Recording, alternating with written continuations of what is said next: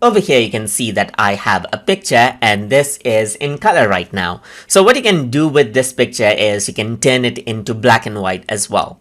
So to do that, there's an effect that you can apply by going onto the enhance option, and here you can see convert to black and white is an option. So if I were to go around over here, then you can see that immediately you get the black and white conversion right here. But what you can do is you can select a style. Let's say, for example, you want infrared effect right here, then it'll highlight out some areas right here. Newspaper effect right here, portrait effect. So there's different type of black and whites that you can actually apply right here.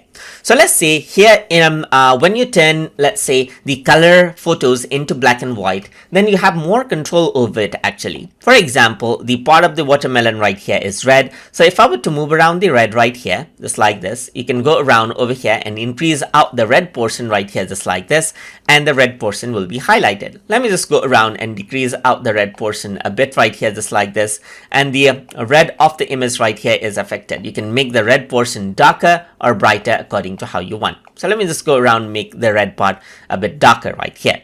You can work around with the greens, and let's say greens are these areas right here. So if I were to go around, increase out the greens, then you can see that the brightness for those particular areas gets increased. But you can go around, decrease the greens out over here to make them darker. But let me just go around and increase the greens right here.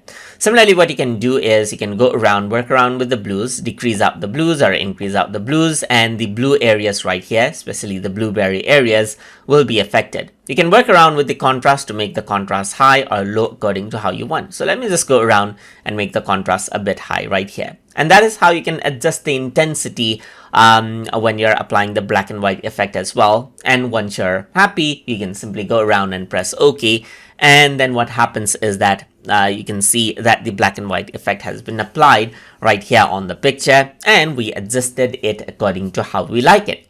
So that is how we can go around and then convert out pictures to black and white inside of Adobe Photoshop Elements. So I hope you guys learned something as always. And as always, please like, comment, share, and subscribe.